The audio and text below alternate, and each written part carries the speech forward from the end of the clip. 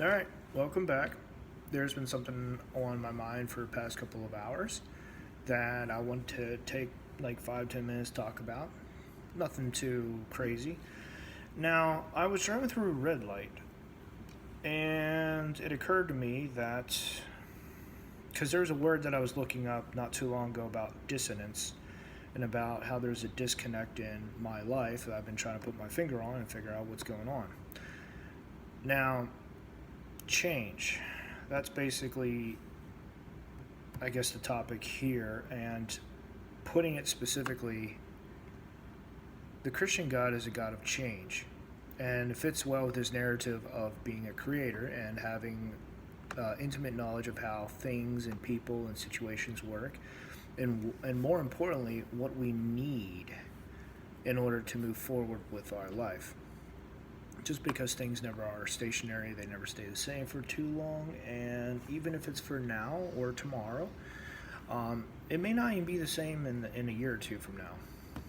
I think this fits very well with the narrative that is in Christianity. It's one of those underlying themes that doesn't stand out. You have to actually look for it. But when you compare it to other faiths and beliefs and religions, you're not going to see the same thing.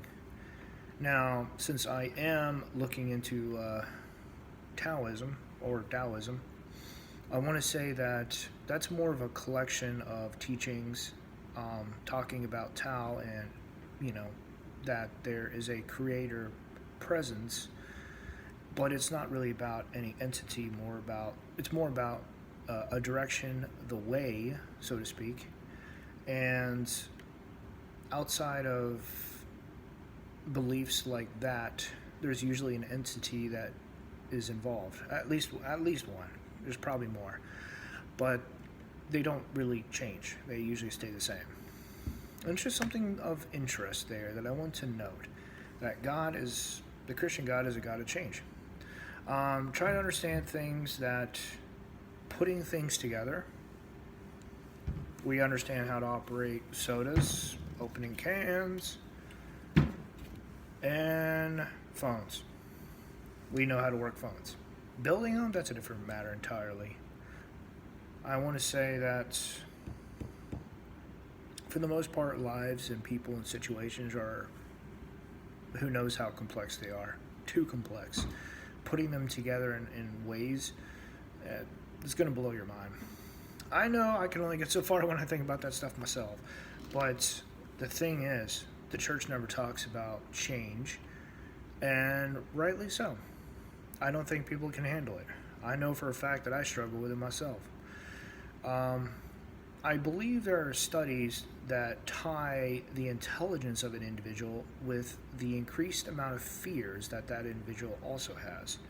I read something about that, but I can't really recall. This was a while ago.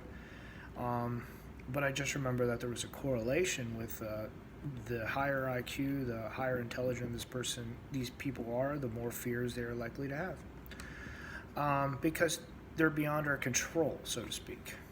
These fears are not something that we can control, only that we can deal with.